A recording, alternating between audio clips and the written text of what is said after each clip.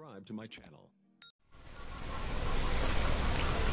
Assalamualaikum warahmatullahi wabarakatuh. Selamat pagi siswa-siswiku semua kelas 7 MTS Negeri 2 Tegal dimanapun berada. Saya selalu berharap semoga kalian semua selalu diberi kesehatan dan keselamatan. Kali ini Pak Guru akan memperkenalkan diri ya. Pak Guru ini punya nama Ahmad Solahuddin, atau kalian bisa panggil Pak Guru dengan Pak Solah. Nah, Pak Guru ini mengajar IPA, ilmu pengetahuan alam, dimana pada minggu kemarin Pak Guru telah mengirimkan tugas. Nah, sekarang giliran Pak Guru akan menerangkan tentang tugas yang telah kalian terima melalui WA grup kelas ya, atau mungkin dari wali kelas ya. Nah, di sini untuk materi IPA kelas 7 ya, ini kan ada beberapa pokok bahasan. Salah satunya adalah objek IPA dan pengamatan. Nah, nanti kita akan belajar tentang bab 1. Nah, ini merupakan video pertama. Kemudian setelah itu ada klasifikasi makhluk hidup, kemudian klasifikasi materi, suhu, kalor, serta energi. Nah, ini materi-materi yang akan kita pelajari selama semester gasal atau semester pertama ini. Jadi silakan kalian baca buku-buku yang telah dibeli, kemudian kerjakan LKS yang telah beli pula, sehingga nanti video ini hanya mendukung ya, karena ini pembelajarannya secara daring ya. Karena secara daring berarti dari rumah masing-masing kalian juga harus baca sekaligus melihat video, tinggal mengerjakan tugas-tugas yang ada pada soal latihan dikirim melalui WA group atau langsung japri ke Pak Guru. Oke?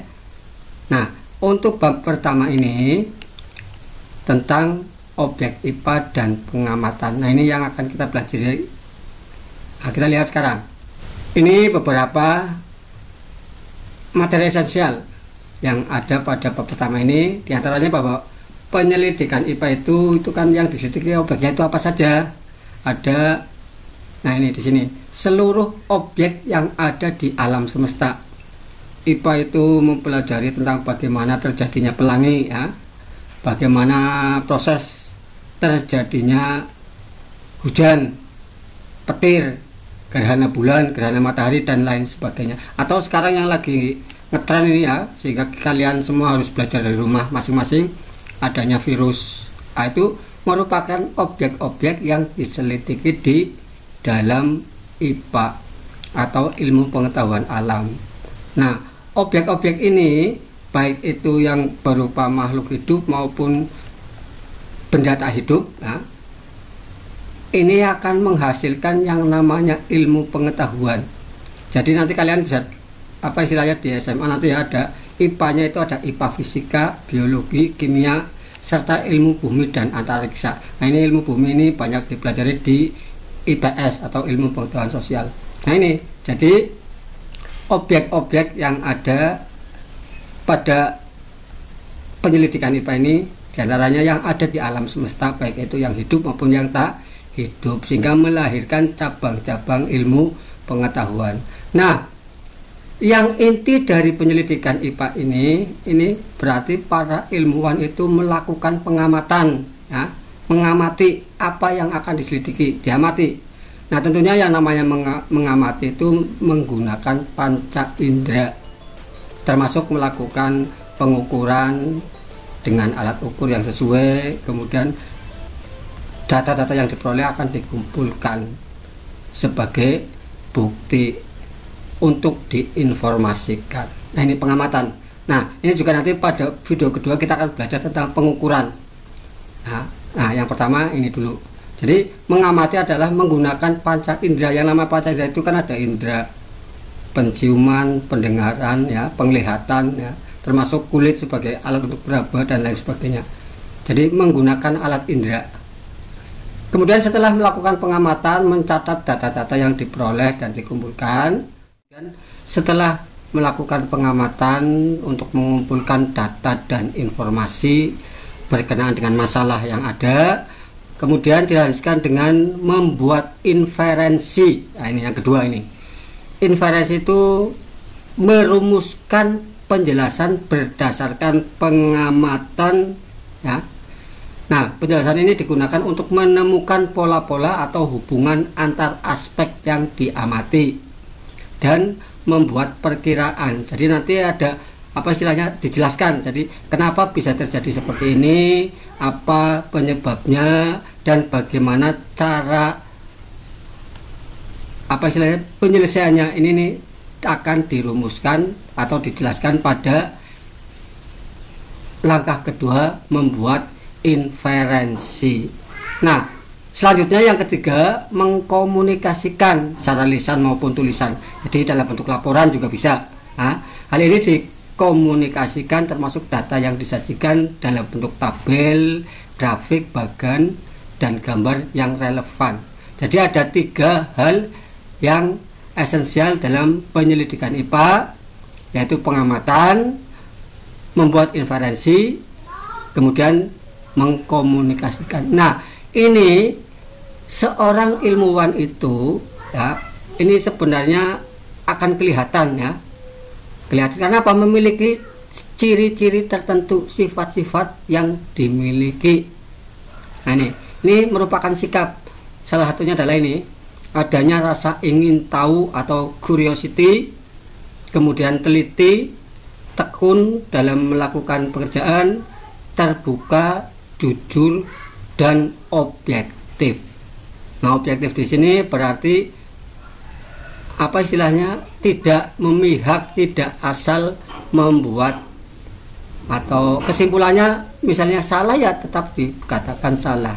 Kemudian jujur, ini tidak menutup-nutupi. Nah, ini adalah sifat-sifat seorang ilmuwan.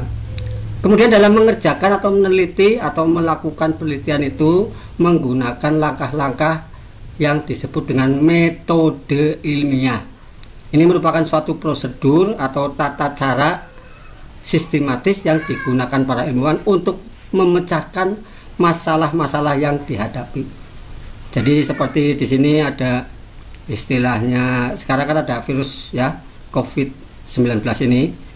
Nah, penularannya bagaimana, kemudian apa istilahnya penanggulangannya bagaimana, itu juga penelitian-penelitian, sehingga ada berbagai macam vaksin, ya, yang harus disuntikan kepada orang-orang atau siapa saja yang sehat untuk menghindari terjadinya penularan. Nah, itu melalui penelitian ilmuwan yang menggunakan metode ilmiah. Nah, adapun langkah-langkah metode ilmiah ini, yang pertama melakukan observasi awal, ya, dengan mengamati keadaan awal, ya, termasuk apa istilahnya sekarang kalau orang yang terkena corona itu, ya, COVID-19 itu diamati, ya. Tentunya ini juga dengan apa istilahnya menggunakan protokol kesehatan, ya. Ini untuk menganalisis sifat-sifat, ya, dari objek yang diamati. Dalam hal ini mungkin penderita bagaimana, sesak napas misalnya, atau ada bintik-bintik merah dan lain sebagainya.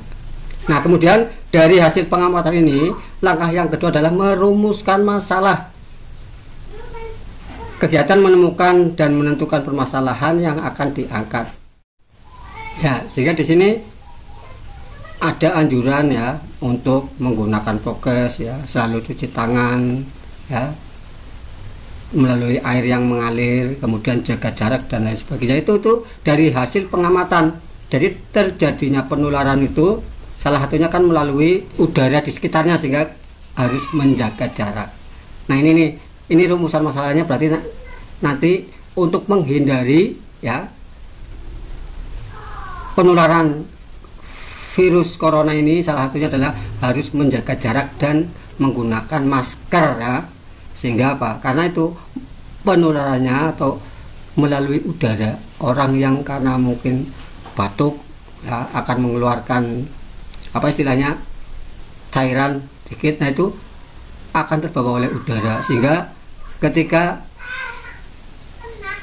kita kemana-mana diharuskan menggunakan masker dan tidak boleh berkerumunan, karena barangkali ketika terjadi kerumunan ada beberapa atau mungkin salah seorang yang terkena COVID, sehingga untuk menghindari terjadinya penularan tidak boleh berkerumun. Oke, sekarang yang ketiga. Nah, ini metode ilmiah yang ketiga ini merumuskan hipotesis atau dugaan sementara. Nah, hipotesis adalah membuat rumusan awal, prediksi tahap, hasil, dan permasalahan yang diangkat. Nah, misalnya orang yang menderita COVID-19 itu harus dilakukan isolasi sehingga tidak mempercepat terjadinya penularan kepada masyarakat. Jadi makanya itu juga salah satu rumusan, yaitu mengisolasi penderita corona. Nah, ini salah satu rumusan dari seorang ilmuwan. Kemudian yang keempat, melakukan eksperimen. Nah, eksperimen itu bisa dilakukan di dalam laboratorium. Ketika kita praktek, nanti kita melakukan eksperimen atau percobaan.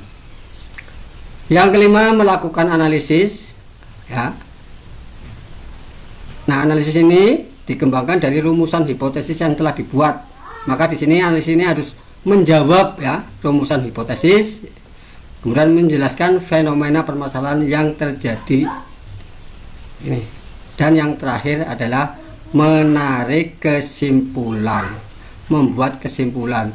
Salah satunya kesimpulannya bahwa corona, ya, untuk menghindari penularan virus corona, maka kita harus yang pertama menggunakan prokes kesehatan, kemudian selalu menggunakan masker ketika bepergian atau di mana saja, kemudian menjaga jarak, hidup bersih, ya, dan lain sebagainya. Ini juga salah satu kesimpulan. Karena apa? Kesimpulan yang utama dari terjadinya wabah corona ini salah satunya melalui udara, medium udara. Jadi orang yang terkena corona batuk, kemudian akan menyebar melalui udara sampai ke hidung, kemudian terhirup oleh kita, maka kita juga akan tertular. Nah, ini adalah metode ilmiah, metode yang digunakan para ilmuwan dalam menemukan sebuah cabang ilmu, baik itu ilmu fisika, kimia, biologi, bumi, dan antariksa. Nah, kalau biologi berarti kita akan berhubungan dengan makhluk hidup. Kalau kimia dan fisika berkenaan dengan makhluk tak hidup. Nah, ini saja barangkali yang bisa Pak Guru sampaikan untuk pertemuan pertama ini atau video pertama. Terima kasih.